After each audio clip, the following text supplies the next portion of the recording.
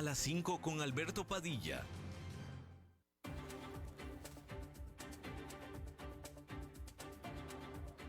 Inicia a las 5 con Alberto Padilla. Un programa diseñado con el objetivo de llevarte diariamente un tema de actualidad, acompañado siempre de reconocidos editorialistas. De lunes a viernes a las 5 de la tarde por CRC 89.1 Radio. A las 5 con Alberto Padilla. ¿Qué tal? Saludos, bienvenidos a esta emisión de A las 5 con su servidor Alberto Padilla. Muchísimas gracias por estarnos acompañando. Gracias por estar ahí. Le mando cálidos saludos desde la señal de CRC 89.1 Radio en San José, Costa Rica, desde donde estamos transmitiendo hasta el punto en el tiempo y en el espacio en el que usted nos está escuchando, porque estamos saliendo en diferentes vías simultáneamente, por ejemplo, en Facebook Live, en la página de este programa, A las 5 con Alberto Padilla. Estamos disponibles en el canal de YouTube de este programa. Estamos en podcast en las principales plataformas como Spotify, Apple Podcast, Google Podcast y otras 5 importantes más. Estamos también en TikTok y aquí en Costa Rica este programa que sale en vivo en este momento a las 5 de la tarde se repite todos los días a las 10 de la noche aquí en CRC 89.1 Radio. En esta ocasión me acompaña como usualmente, tratando de controlar los incontrolables, el señor David Guerrero y la producción general de este programa, siempre poderosa desde Colombia, a cargo del señor Mauricio Sandoval. Bien, hay que comenzar informándole que en lo que fueron sus primeras declaraciones después de la elección presidencial, el presidente de los Estados Unidos, Joe Biden, dijo que trabajará diligentemente con Donald Trump para asegurar una transición del poder pacífica y ordenada. Alabó a Kamala Harris, la vicepresidenta de Estados Unidos, por la campaña que realizó, y el presidente Biden le dijo al pueblo estadounidense que no puede uno amar a su país solamente cuando se gana. También conminó y recordó y se congratuló por el legado que está dejando, afirmando que deja detrás la economía más fuerte del mundo. Hablando de economía, fíjese que esta semana normalmente hubiera sido la noticia económica más importante, la decisión de la Reserva Federal, la cual se dio este jueves y que hubiera sido el evento económico más anticipado de esta semana definitivamente, pero por supuesto que pues fueron las elecciones presidenciales y luego el resultado de las elecciones presidenciales, pero al margen del resultado, de todos modos, eso se robó la atención completamente de lo que sucedió este jueves en Washington también, en la sede de la Reserva Federal, que es el Banco Central de los Estados Unidos. Hay que decir que de cualquier manera, lo que sucedió y la decisión que tomó la Reserva Federal era ampliamente esperada y efectivamente el Banco Central de Estados Unidos cumplió con las expectativas y determinó reducir de nuevo la tasa de interés referencial en 1/4 de punto porcentual, justo como estaba ampliamente esperado que sucediera, dejándola en el rango de entre 4,5 y 4,75%. Esta decisión, de nuevo, esto ya estaba establecido en el calendario normal de las reuniones de política monetaria de la Reserva Federal. No tiene absolutamente nada que ver con las elecciones, ni mucho menos. Esta reunión y esta decisión con este tamaño de recorte de tasas de interés estaba todo ampliamente esperado al margen de la elección presidencial. Lo que sí es cierto y es interesante es el efecto sobre la economía que esta decisión esperada tendrá sobre quién será el próximo presidente de los Estados Unidos. Y de nuevo, no tiene nada que ver quién ganó el martes, pero es interesante hablar de este asunto, porque la decisión, de nuevo, esperada, refleja también una esperada confianza en la economía de los Estados Unidos. ¿Confianza en qué? Confianza en que la inflación está bajando y está bajando lo suficiente como para hacer que las tasas de interés bajen también.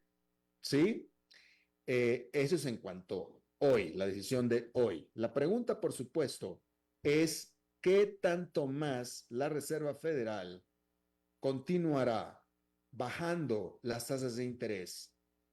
En este sentido será a partir del próximo año, ya con el próximo presidente en el poder. Hay que decir que los inversionistas habían venido esperando que las tasas de interés bajaran por al menos un punto porcentual completo para la primera parte del próximo año. Sin embargo, y aquí ya tiene que ver quién triunfó en las elecciones, en el caso, como sucedió, que ganó Donald Trump, las políticas económicas prometidas por Donald Trump tendrán necesariamente un efecto esperado en el caso de Donald Trump sobre la economía. Si hubiera ganado Kamala Harris, hubiera sido otro efecto diferente, pero ganó Donald Trump, así es que eso es lo que se va a esperar. Ahora, ¿qué es lo que se espera de las promesas de Donald Trump en caso de que efectivamente las vaya a estar implementando? Bueno, pues decir que muchas de las políticas que él estuvo proponiendo y prometiendo, incluyendo recortes impositivos, es decir, reducción de impuestos y aumento de aranceles o tarifas arancelarias, todas amenazan con aumentar la actividad económica, es decir, el crecimiento económico en los Estados Unidos. Y esto amenaza con inflación. ¿Sí? Mayor actividad económica, mayor inflación. La inflación ha estado cayendo porque el crecimiento de la economía ha estado cayendo también, aunque no mucho, pero la actual caída de la inflación está estrictamente ligada con una desaceleración de lo que sigue siendo un vigoroso crecimiento económico en los Estados Unidos. ¿Sí? Entonces, dependiendo de nuevo de si Donald Trump decide comenzar a cumplir con las promesas que hizo, la Reserva Federal de los Estados Unidos podría entonces desviarse del plan original de una continuación de un triunfo de Kamala Harris, en donde ella no hubiera tomado las decisiones que tomó Donald Trump y por tanto entonces no se hubiera esperado un impulso en la actividad económica y por tanto la Reserva Federal se hubiera sentido mucho más a gusto, literalmente o confiada en seguir reduciendo las tasas de interés. Pero pues ahora que quedó Donald Trump, el efecto es probablemente el opuesto. Y por supuesto que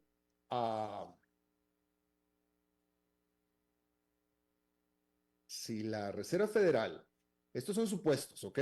Todo esto es en caso de que Donald Trump haga lo que dijo que va a hacer con respecto a la economía. Si acaso la Reserva Federal deja de reducir tasas de interés por concepto de la anticipación o consecuencia de las decisiones que tome o que vaya a empezar a tomar Donald Trump, serán una señal y serán con el objeto precisamente de tratar de contener el crecimiento económico que resultaría también en inflación. Estarían conteniendo la actividad económica de los Estados Unidos, moderándola, ¿sí? Y esto vendría definitivamente en contraposición a los deseos del nuevo presidente Donald Trump, que quiere él hacer crecer a la economía. Y por supuesto que este asunto salió a relucir en la conferencia de prensa posterior a la decisión que se dio por parte de Jerome Powell, el presidente de la Reserva Federal, porque le preguntaron específicamente si preveía él que Donald Trump lo fuera a quitar del puesto. Puesto que le dio Donald Trump, por cierto. Jerome Powell, el presidente de la Reserva Federal, lo puso ahí o fue propuesto por Donald Trump en su primer periodo presidencial. Después lo ratificó Joe Biden y ahora sigue en la presidencia de la Reserva Federal.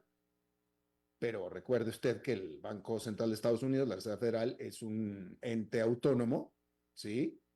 Y entonces, como se prevé, lo que le acabo de mencionar yo acá, que probablemente tengan que dejar de bajar tasas de interés para tratar de contener la economía reanimada que Donald Trump quiere reanimar, y por tanto se cree que eso irritaría a Donald Trump, como usualmente, ¿eh? No es un asunto nada más de Donald Trump. Repetidas veces desde la Casa Blanca, en diferentes presidencias, se ha criticado a los tiempos y las decisiones de la Reserva Federal. Recuerdo el caso puntual de George Bush padre, que criticó, él culpó a la Reserva Federal de el mal desempeño de su economía cuando él era presidente y por tanto nada más estuvo 4 años en el poder. Él culpó directamente a la Reserva Federal.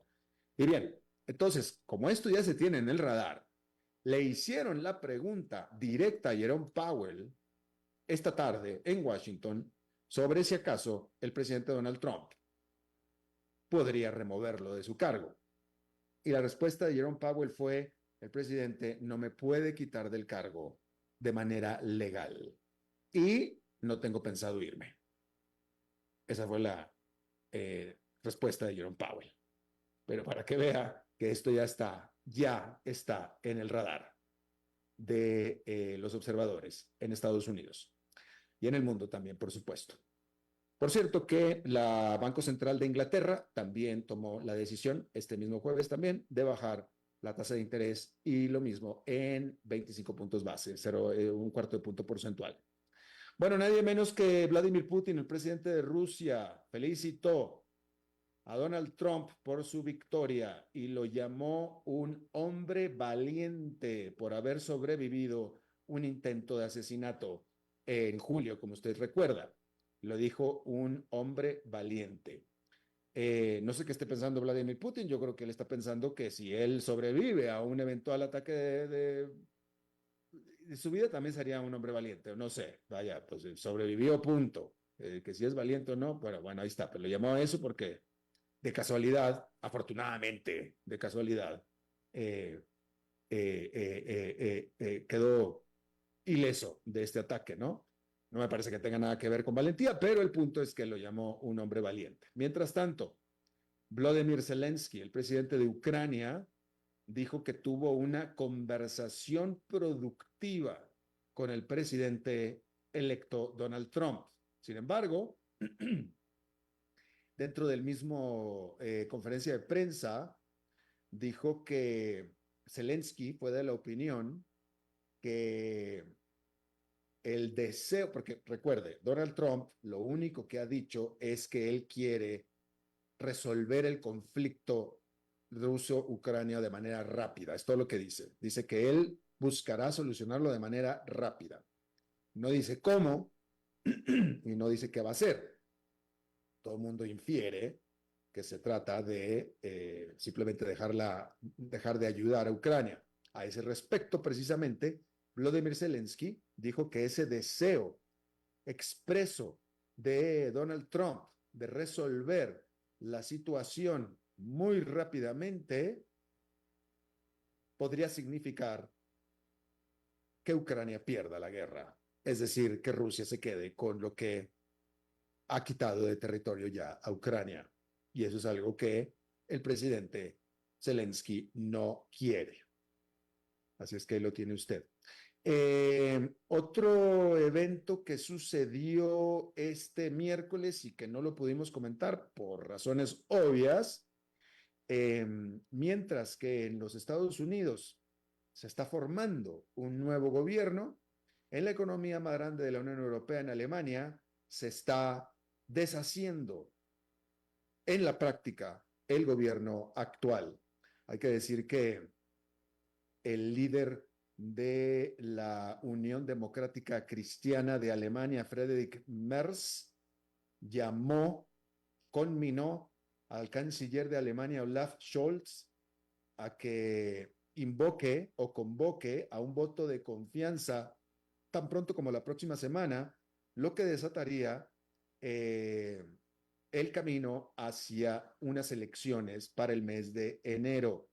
Esto después de que el gobierno de coalición de Alemania colapsara este miércoles, después de que el canciller Scholz despidiera a su ministro de Finanzas, Christian Lindner, porque Lindner no es del partido de Olaf Scholz. Lindner es de los demócratas liberales de Alemania y forma parte el Lindner y su partido de la coalición de la que forma parte el gobierno de Olaf Scholz. Y el ministro Lindner, que es parte de otro partido, demandó al gobierno de Alemania, es decir, a Olaf Scholz, cambios en el sistema impositivo, así como en la política climática, que el canciller podría en lo personal estar de acuerdo, pero que también estuvo de acuerdo en que su partido, que lo apoya a él y es parte de la coalición, simplemente no aceptaría. El partido de Scholz son los demócratas sociales o socialdemócratas, y él simplemente previó que no iba a volar y entonces lo tuvo que despedir porque simplemente no se podía trabajar ya más con él. Si se hubiera quedado, no se hubiera podido trabajar con él, lo despide, ahora no se puede trabajar con nadie, pero de todos modos significaba absolutamente lo mismo, de tal manera que se van a convocar con toda seguridad a elecciones nuevas en Alemania y pronto se determinará y se espera que se determine un nuevo canciller y con una mayoría que no significa tener una coalición gubernamental, cosa que no se ve muy fácil. Por cierto que Olaf Scholz viene siendo y ha venido siendo el canciller alemán menos popular o más impopular de las últimas décadas. Así es que ahí lo tiene usted. Ya que estamos hablando de Europa, hay que decir que los líderes europeos tendrán su primera oportunidad de reunirse para hablar de lo que será la nueva presidencia de Donald Trump en la próxima reunión que tendrán en Budapest en el marco de la Comunidad Política Europea. Este cuerpo, la Comunidad Política Europea, incluye a los líderes de los gobiernos de todos los 27 miembros de la Unión Europea, más los líderes de la Gran Bretaña, de Turquía, Ucrania, entre otros más. Esta es una reunión preestablecida que se realiza 2 veces al año y comenzó a realizarse después de que Rusia decidiera invadir a Ucrania en febrero del 2022. Y pues en este contexto, este conflicto en el cual toda la Unión Europea, excepto uno, apoya la causa ucraniana, pues ya con Donald Trump en el poder se hace más difícil el trabajo y se hace más difícil el conflicto desde la perspectiva europea. Se hace más fácil el conflicto para Vladimir Putin, pero precisamente más difícil para la Unión Europea. Y entonces, para eso irán a reunirse en esta reunión en Budapest, Hungría. Hay que decir recordar que durante la campaña Donald Trump dijo que él terminará y hará terminar el conflicto entre Rusia y Ucrania tan pronto él tome el poder en enero. Por supuesto que la inferencia es que lo que está pretendiendo Donald Trump es concederle a Rusia lo que quiere, que es quedarse con la parte y territorio de Ucrania que ya está ocupando. Y eso va totalmente en contra de lo que está haciendo y lo que está pretendiendo la Unión Europea por completo. Resulta que quien dirige esta reunión es nadie menos que Viktor Orbán, el primer ministro de Hungría, y él es un aliado, es el único aliado en la Unión Europea de Vladimir Putin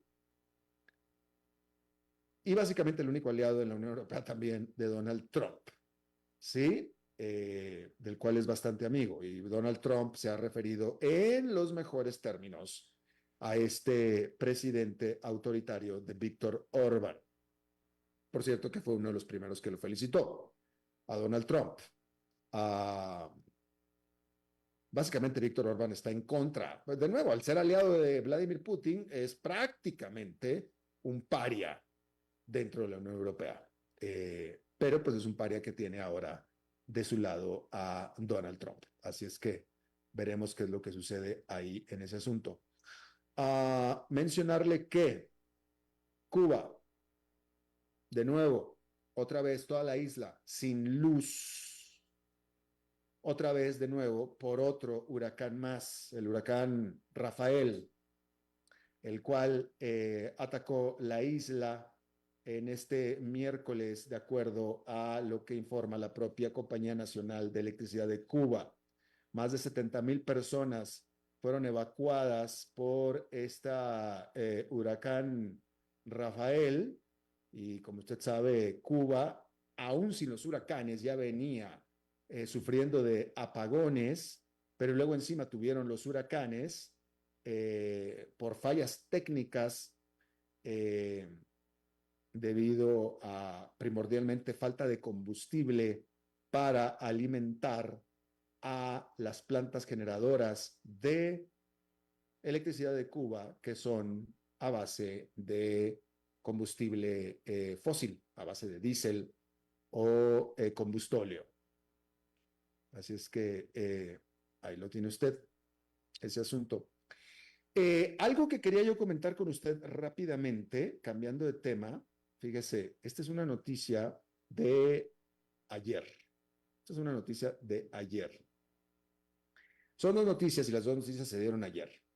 La primera es que la policía de España confiscó una cantidad récord de cocaína en un cargamento que venía de bananas ecuatorianas. 13 toneladas de cocaína fueron las que llegaron en barco. Arrestaron a una persona que trabajaba para la compañía que estaba recibiendo este cargamento de bananas. La policía en España dice que esta cocaína iba a ser distribuida en toda Europa. Hay que decir que en este momento la cocaína es la segunda droga más popular en Europa, droga ilícita más popular en Europa después de la marihuana. Y reportan también que cada vez Europa está demandando más cocaína y por tanto está llegando cada vez más cocaína. Pero bueno, la noticia fue 13 toneladas viniendo de Latinoamérica, presumiblemente de Ecuador, presumiblemente, ¿sí? Ayer mismo,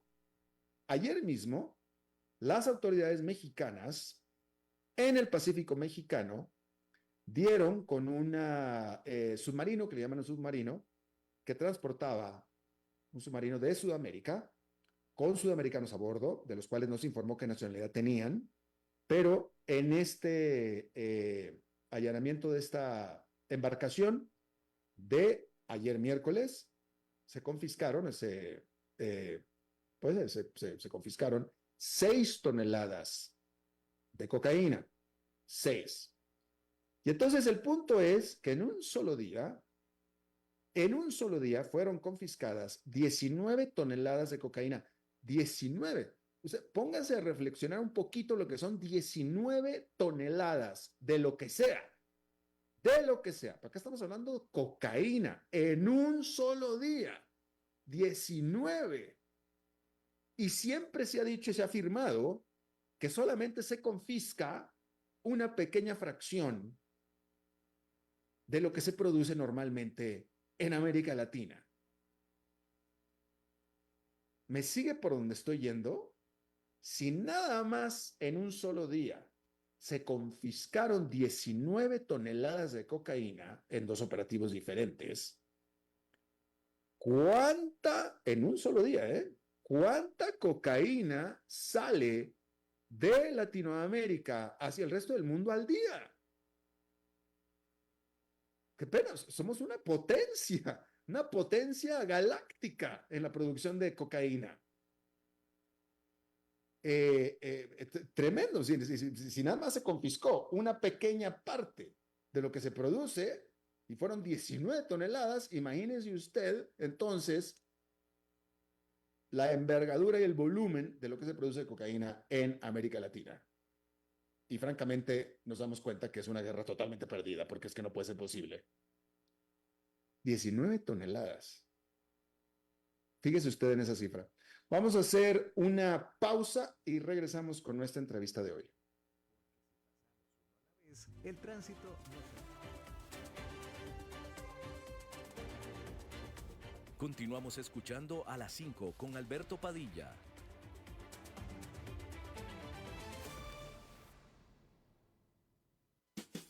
Para llegar pronto al trabajo, sea inteligente, porque si pasamos uno a la vez, el tránsito no se detendrá.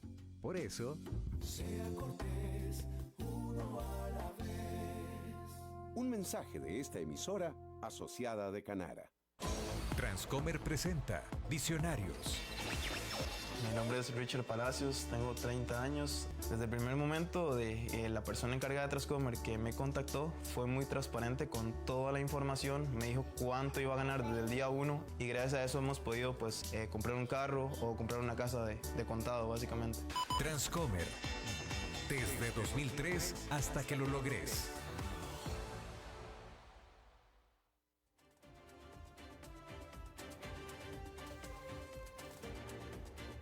Seguís escuchando a las 5 con Alberto Padilla.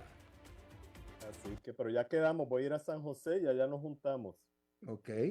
Bien, muchísimas gracias por continuar con nosotros. Vamos a hablar, por supuesto que la elección de Donald Trump despierta toda una serie de expectativas en todos los sentidos. Y es un hombre que está encargado de levantar una serie de expectativas. Y lo que nos ocupa a nosotros es la expectativa sobre cómo será la segunda presidencia de Donald Trump sobre Latinoamérica, concretamente en 3 puntos particulares. Bueno, yo los pondría entre 4 puntos particulares. Por supuesto, el vecino de Estados Unidos, que es México, ese es uno, muy importante. Yo estaría preguntando acerca de Cuba, estaría preguntando acerca de Venezuela y también acerca del resto de Latinoamérica. Y nadie mejor para preguntar al respecto que nuestro buen amigo David Lewis de Manchester Trade, el basado en Washington, experto, asesor en inversiones bilaterales entre Estados Unidos y Latinoamérica, viceversa también. David, me da mucho gusto saludarte. Hola, ¿qué tal, Alberto? Saludos allí a ustedes en el programa, los televidentes, radioyentes, toda la red que tienen allá. Mucho gusto en estar con ustedes de nuevo. Gracias, David. Oye, comencemos primero que nada con respecto a lo que sabemos, que es la primera presidencia de Donald Trump y a lo que ha prometido Donald Trump. ¿Cuál será la relación que podemos esperar de él con respecto a Cuba? Bueno, antes de eso, yo creo, demos un poco el trasfondo, porque sí. Tenemos padecimiento de memoria histórica, y yo creo que es importante que la gente recuerde Trump 1 y aprendamos, tengamos una curva de aprendizaje. Primer punto en mi curva de aprendizaje con Trump 1 es que el ladrido es peor que la mordida. En aquella época, si te acordás, todo era el tuitero mayor, te ponía en un Twitter Donald Trump y quedabas liquidado, etcétera, etcétera, etcétera. Y nuestra experiencia haciendo el outreach a gobiernos y empresas en la región de cómo pueden aprovechar esta presidencia luego de lo que fue un bajón durante Obama, de aquel boom de los tratados de libre comercio, inversiones, negocios y todo, aprovechar esto con un hombre de empresa que le va a interesar. ¿Qué pasó? Nadie mordió el anzuelo. Todo el mundo nos decía, no, tenemos miedo, no sabemos qué va a decir, este es un loco. Lo mejor es calladita, te ves más bonita, como dicen en México. Entonces, ¿qué sucedió? No hubo casi ningún engagement con América Latina y el Caribe, con la excepción del tema México, el tema migración y por ahí un poco lo de seguridad. Entonces, ahora tuvimos el interregnum de Biden, que fue un escalamiento mayor de Obama de no avanzar en más cosas comerciales, de no avanzar en aperturas y todo con los países de la región. Y básicamente cada país tenía que avanzar por su cuenta y tomar iniciativas por su cuenta, porque si esperamos a Estados Unidos, como que no pasa nada. Entonces, número uno, aprendamos de eso y el ladrido no es tan malo como la mordida. Y entonces tratemos de enfocar un poco una agenda proactiva de la región, porque no solo con Trump, con cualquier presidencia en Estados Unidos, América Latina y el Caribe, con suerte se comienza a tocar fin de año 1, principio de año 2. Esto no es Ucrania, esto no es la guerra del Medio Oriente, esto no es Rusia, esto no es China.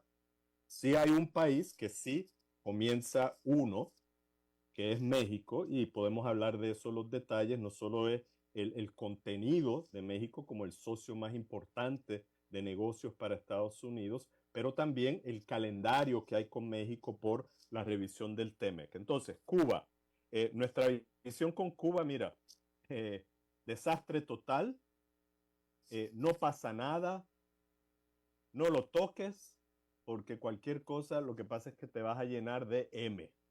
Y más ahora con esto, un país que está viviendo apagón completo, o sea, esto es como un país de África en los años 70. Entonces lo mejor es no toquemos nada, ahí no va a haber mucho cambio y al final, si vemos lo que es el desglose de ese voto latino, ya no hay predominancia cubano-americana en ese voto latino para Trump y para los republicanos. Entonces, business as usual. Biden no avanzó en nada, mantuvo las mismas restricciones de Trump, no cuesta mucho, no hay mucho esfuerzo político y te quedas con eso como está. Y supongo que lo mismo se aplicará para Venezuela. No, Venezuela es diferente. Lo mismo aplicará para Nicaragua, como yo digo, y sin falta de respeto, porque, bueno, soy casi nicaragüense y Cuba la conozco muy bien. Son países pordioseros, por no decir la frase que usó Trump. Ahí no hay plata, ahí no hay negocio, ahí no hay nada que le interese a este señor. Venezuela son otros 100 pesos. Ahí hay gas natural, ahí hay petróleo. Ya Biden le dio la licencia a Chevron.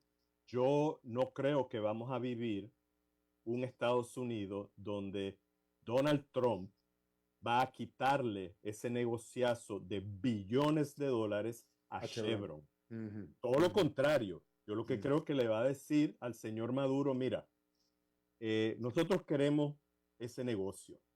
Somos los mejores en el mundo para ese negocio porque tu petróleo solo funciona en nuestras refinerías. Ya te ponchaste con los rusos, te ponchaste con los chinos. Ahora, yo no puedo darte más negocio si tú no me entregas algo a cambio.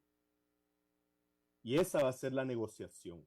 ¿Qué va a ser el algo a cambio? Me tienes que legalizar la oposición. No me puedes estar persiguiendo gente. Van a buscar algo así ahí porque ahí hay dinero de por medio.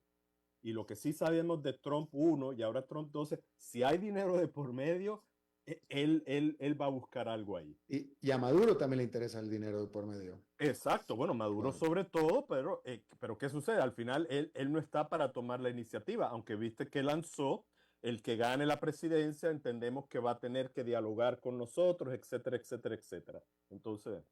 Oye, David, no es que quiera cambiar de tema necesariamente, pero es que me interesa muchísimo tu visión al respecto. ¿Por qué Cuba está teniendo los problemas que tiene con su sistema eléctrico, teniendo de aliado a Venezuela, que le provee o le debería de proveer petróleo? Tiene aliado a Rusia, tiene aliado a China. ¿Por qué no están ayudando a Cuba? Bueno, están ayudando. Ellos tienen cargueros, tanqueros de Venezuela que llegan con petróleo y todo. ¿Qué sucede? Que en estos 30 años de Petrocaribe y de toda esa ayuda, nunca invirtieron ni un peso en reestructurar el grid de La red energía en el eléctrica. país, la red eléctrica. Entonces tiene, pero no solo la red eléctrica, la red de producción y distribución. Entonces tienes un andamiaje tipo soviético de los años 70 que nunca se ha modernizado, nunca le han hecho un upgrading porque lo único que decía, bueno, tenemos la materia prima, traigamos el petróleo y estamos bien. Entonces, ¿qué sucede?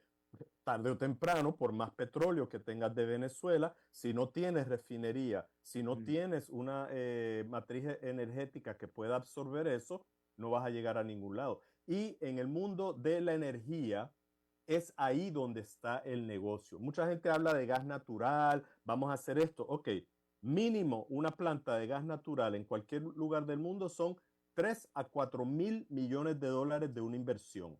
Pero, pero, Entonces, David, pero David, estoy seguro que los chinos hubieran estado encantados de no, hacerlo. no, hay algo que también estamos malentendiendo de los chinos. Los chinos andan buscar plata, ganar plata, invirtiendo lo mínimo posible. Entonces, ¿qué sucede? Lo hemos visto en Venezuela. La gente hace 3, 4 años decíamos, se van a meter los chinos y van a reformar PDVSA y la van a modernizar.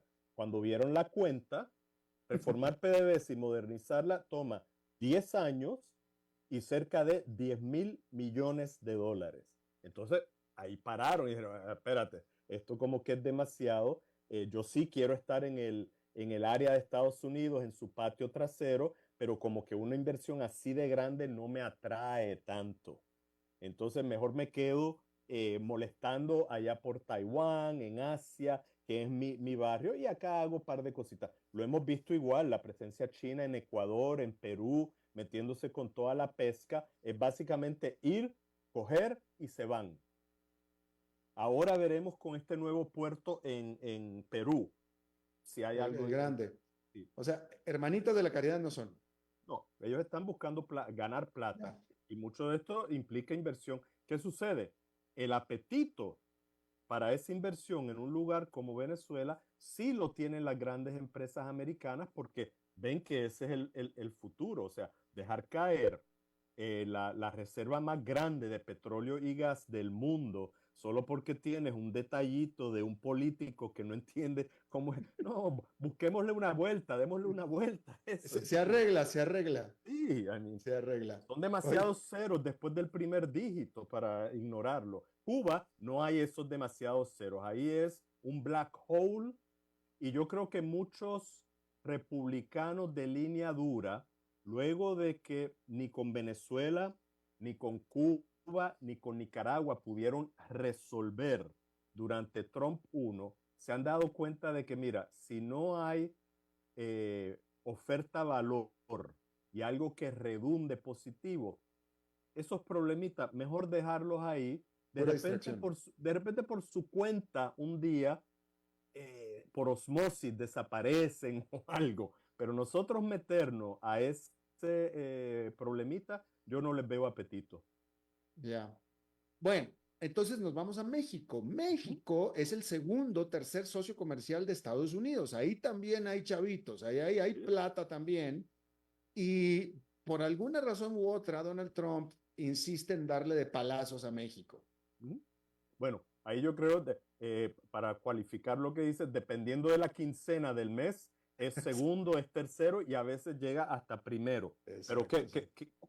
¿qué es lo que ya hemos aprendido? El futuro de Norteamérica ya no solamente es Canadá y Estados Unidos, es Canadá, Estados Unidos y México. Y todo el mundo ya entiende eso, lo estamos viendo a nivel empresarial, lo estamos viendo con el nearshoring. Entonces, el dilema es cómo aseguramos que esa relación con México siga siendo no solamente productiva de dinero, pero estable políticamente. Y hay un tema que es el de seguridad migración, pero ahora hay otro tema que AMLO le dejó a Sheinbaum, que es Estado de Derecho para las inversiones, sobre todo sector energético, sector portuario, y por ahí es que viene el problema, porque estamos hablando también de inversiones americanas. Entonces, entiendo que el grupo de Trump dice, oye, si tuvimos el acuerdo México antes, el que lo quitó no fue México ni AMLO, el que lo quitó fuimos nosotros, Biden. Volvamos a ese acuerdo. Lo que pasa es que ahora ya no es AMLO. Hay que ver si Sheinbaum quiere hacer eso. Entonces, ahí hay una negociación. Yo entiendo que ese no es un problema grave. Yo entiendo que ya México, su institucionalidad ha entendido de que si voy a tener esta relación en Norteamérica, yo tengo que ser un actor positivo en el control de la migración irregular. Y si me dan recursos, como Trump estuvo dando cuando el Stay in Mexico Initiative, pues de repente le busco la vuelta a todos estos centroamericanos que están entrando y cómo pueden funcionar en este mercado. Esa parte yo creo que se soluciona. La más preocupante es la de Estado de Derecho y las iniciativas que dejó AMLO que contravienen tanto el TMEC, pero Sí. todo lo demás de derechos de inversionista. Eso yo creo que es más preocupante. Sí, ahora hay otro punto también, David, y acá tú estás muy joven y no creo que tengas conciencia de eso por tu juventud, pero tú recordarás que cuando las épocas del partido hegemónico en México, el PRI, que también esto fue antes del Tratado de Libre Comercio, pero el PRI, que era una dictadura de partido y donde todo dependía absolutamente del presidente en turno, donde no había mayor derecho de propiedad, si no lo decía el presidente, pero lo que se refirió a las inversiones con Estados Unidos siempre se respetaron muchísimas y Estados Unidos siempre trabajó muy bien con el PRI toda la vida, no hubo problema. Yo preveo que pueda suceder algo igual con este nuevo régimen que quiere hacer exactamente lo mismo que el PRI. Entenderíamos que sí, pero lo que sucede, la realidad es que Sería algo de palabra, ¿va? no, Confía en mí. la realidad es que uno ve y diría, Sheinbaum estudió en Estados Unidos, trabajó en Estados Unidos, es una versión pulida de AMLO, pero lo que no sabemos es cuán profundo es su ADN morena como AMLO. Entonces, eso lo vamos a ver ahora, porque si bien la revisión del TEMEC es para el 26, ya los países habían acordado que en el 25 vamos a comenzar a hablar de esto porque no podemos esperar hasta el 26. Entonces, ella ahora va a tener su oportunidad con gente como Marcelo Ebrard, muchos que ha mantenido, gente que son establishment mexicano, de ver, ok, cómo vamos a resolver esto y posicionarnos como el actor de oferta-valor positiva en Norteamérica. Y veremos cómo eso para mí va a ser la agenda 1 y posiblemente la única agenda latinoamericana de Trump en este primer año. Pero, y aquí está tu país sede actual y varios, si otros países saben posicionarse, pueden aprovecharse de eso. Y el punto ahí es, ya Costa Rica en el 23 dijo, yo estoy listo para unirme al TEMEC. El ministro Manuel Tovar lo dijo, nosotros estamos listos y ese es el upgrade de CAFTA porque ya CAFTA es viejo, tiene 20 años. Eso ya hay que modernizarlo 2.0, pero ¿para qué perder tiempo en un CAFTA 2.0 si tenemos la mejor práctica con el TEMEC? Dominicana este año dijo, a mí también me interesa el TEMEC. Si esperamos que Washington bajo Trump haga eso, eso no va a pasar. Pero si la gestión viene de la región y sin miedo de que Trump te va a ladrar o te va a tuitear, que de hecho yo no soy de ese mundo, pero como que Trump ya no tuitea tanto como antes. Entonces, no en X, ¿no? En X todavía no, pero... en el del Truth.org.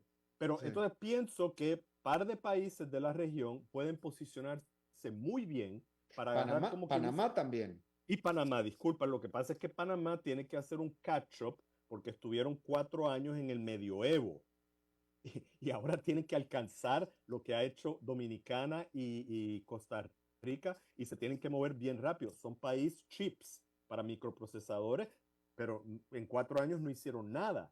Y eso no se da de la noche a la mañana, como tú bien sabes, y como Costa Rica nos ha demostrado. Entonces, Panamá tiene esa opción también. Y como quien dice, surfear esa ola del TEMEC y de México y todo, porque es muy conveniente.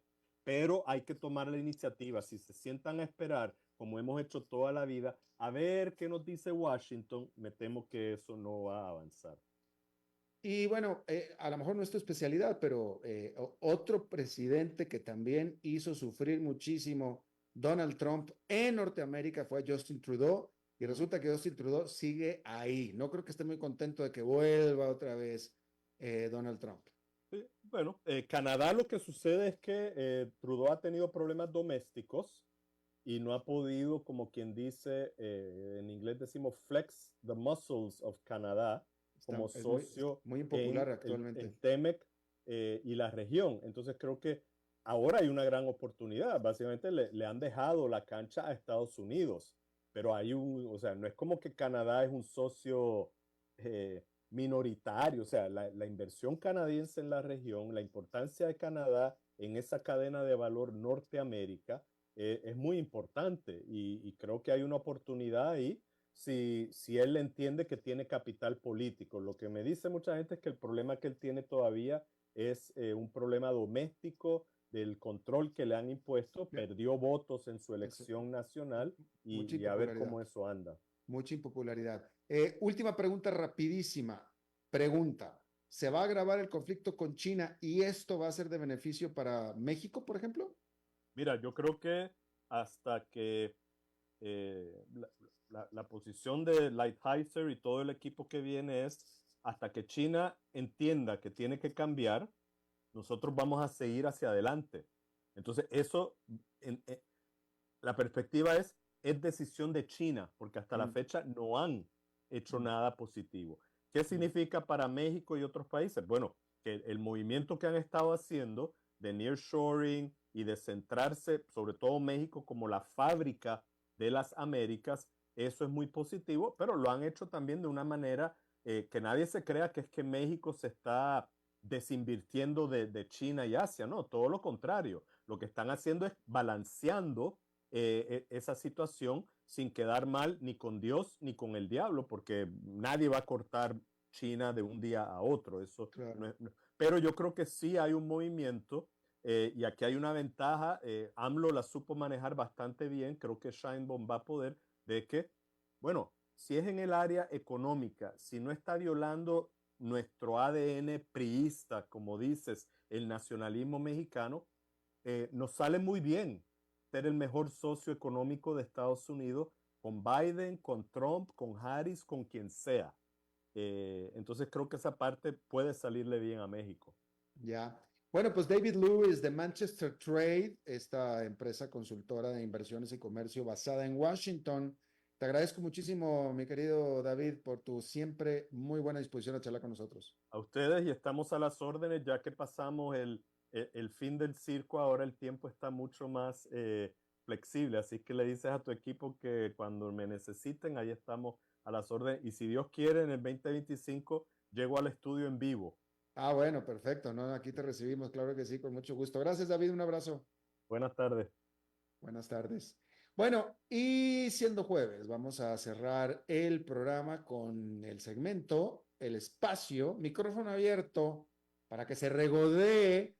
El señor es el señor Dado, el señor enfadado, pero yo creo que de todas las veces que lleva aquí con nosotros, todos los años que lleva con nosotros, en esta ocasión no estará enfadado, señor Dado. ¿Cómo está usted?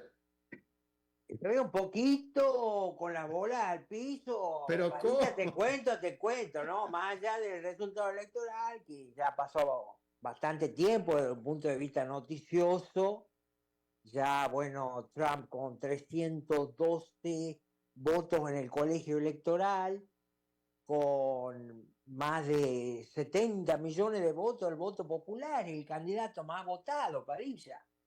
Pero, digamos, lo que a mí me está molestando en este momento es ver cómo varias cuentas de zurdos en X, la ex Twitter, están preguntándose, a ver, si Kamala Harris ganó unos 65 millones de votos el 5 de noviembre. Obama en el 2012 había sacado un poco más que eso. Y en esta elección, atención, que la elección que tuvo un récord de participación de votantes, o sea, primera vez en la historia de Estados Unidos que participa un alto número de votantes, ¿por qué Biden obtiene 81 millones de votos en el 2020? O sea, ¿dónde fueron a parar entre 15 y 18 millones de votos, Alberto Padilla? Te cuento otra vez. Varias cuentas en X están ingenuamente preguntándose, claro, porque eso quiere decir qué pasó con esos 81 millones de votos de Biden que no los recibió Kamala. Pero el tema acá es que efectivamente hay en la elección donde más gente participó, hay unos 15 millones de votos que se fumaron. No se sabe dónde está. Pero ¿por qué dice eso? ¿Cuál es? A ver, no entendí. Y bueno, no me entendí. Evidentemente, confirme esto que hubo fraude en el 2020. Pero ¿por qué? ¿Dónde está? O sea, ¿de dónde saca usted esos 15 millones de votos? Otra vez, Biden ganó el 2020 con 81 millones de votos. Ajá. Kamala sacó 65 millones de votos. Sí. Trump sacó unos 71 millones de votos. En el 2012, Obama ganó poco más de 65 millones de votos. Entonces, de los votos que sacó Kamala, más 15 son como unos 80 millones de votos, casi 81 millones de votos que sacó Biden, ¿no? Entonces, bueno, te dejo esa pregunta. No, bueno, a ver, pero a ver, me hizo más bolas todavía, pero la pregunta es, ¿usted está qué está infiriendo? ¿Que hubo fraude electoral o esto confirma el fraude? Hubo fraude electoral en el 2020 y eso se va a revelar más adelante después de que Trump asuma la señor, déjeme le pregunto. Si en realidad hubo fraude en el 2020, ¿no habría mucho mayor razón de hacer fraude en el 2024, ya que ya se conocía quién venía y todo? O sea, si es verdad porque lo del 2020, para esta elección los republicanos se armaron bien, evitaron el fraude, no hubo el pretexto a la pandemia que permitió millones de votos por correo en el 2020, y bueno, ahí podés encontrar la respuesta, pero déjame que te haga otra reflexión, Alberto. Con el triunfo de Trump, mi impresión, mi pronóstico es que que usted lo mandan para Argentina, señor. En base al voto popular, porque el candidato más votado, yo creo que tiene un mandato popular Trump por partida doble, que es reconstruir Estados Unidos, reconstruir esta economía que está muy mala para el americano promedio. Y segundo, tomar algunas medidas que a mí me gusta llamar de justicia a la romana, con todo la gente, o parte por lo menos gente del establishment, que bueno, lo intentó matar 2 veces a Trump. Y bueno, la valentía del tipo de seguir adelante, porque yo me pregunto qué hubiera hecho vos si a vos te intenta matar. ¿Vos hubieras seguido como candidato? Bueno, ahí está la valentía de Trump. Entonces tiene que haber una justicia a la romana, por lo menos con la gente que compuso la comisión investigadora de lo que pasó el 6 de enero. Estoy hablando de la ex senadora Liz Cheney. Esa gente tiene que responder. Como así también tienen que responder, desde el punto de vista ya más político, cultural, todo el zurderío hijo de puta que nos atacó a todos nosotros, porque si vos eras un hombre blanco, eras racista, ¿no? Si vos eras un hombre heterosexual, eras un tipo tóxico. Entonces, ese tipo de ataque cultural que ha recibido esta sociedad, donde, por ejemplo, a los niños se los obligaba a consumir pornografía en las escuelas, se alentaba a que ocultaran a los padres, que tenían tendencias homosexuales, que inclusive querían cambiar de sexo, que se autorizaban operaciones de cambio de sexo por encima de la voluntad de los padres, médicos que participaron en todo eso. Todas cosas hijoputeces que produjo Entonces, el usted está envalentonado, señor Dado, está desenvainado. Estoy envalentonado junto con millones de estadounidenses que han dado vuelta a condados que históricamente eran del surrerío, los han dado vuelta. Fíjate lo que pasó en Pensilvania, ¿no? Un minuto, señor Dado, por favor. ¿Cómo? Un minuto, por favor, nada más. Un minuto, fíjate lo que pasó en Pensilvania, cómo dieron vuelta a la elección, con cómo será la intensidad del surrerío, que era inaguantable, que los Amish, que nunca participaron en política, nunca votaron, se metieron a votar por los ataques que sufrieron por parte de los demócratas en el poder. Pero bueno, así estamos, Alberto. Vuelvo a decirte, yo creo que se inicia una etapa nueva en Estados Unidos, definitivamente. Reconstrucción de la sociedad, esta sociedad que ha sido enferma, ha sido enfermada por los zurdos que venían encima y te decían, macho, no puedo pagar los comestibles del supermercado, no puedo pagar la renta. Y estos hijos de puta venían de Palmera Norte y te decían, no, la economía está muy bien, ¿qué estás hablando? Todo ese tipo de cosas, Alberto, que se vayan todos a la mierda. Ok, señor Dado. Ya, micrófono abierto, ya salió todo, ya se explayó. Qué bueno que está bien y está contento. Y bueno, el próximo jueves la continuamos, señor Dado. Muchas gracias. Y así sea, Alberto. Un saludo a ti y a la audiencia. Gracias, hasta luego. Y eso es todo lo que tenemos por esta emisión de A las 5 con su servidor Alberto Padilla. Muchísimas gracias por habernos acompañado. Espero que terminen su día en buena nota, en buen tono, y nosotros nos reencontramos en 23 horas. Que la pasen muy bien.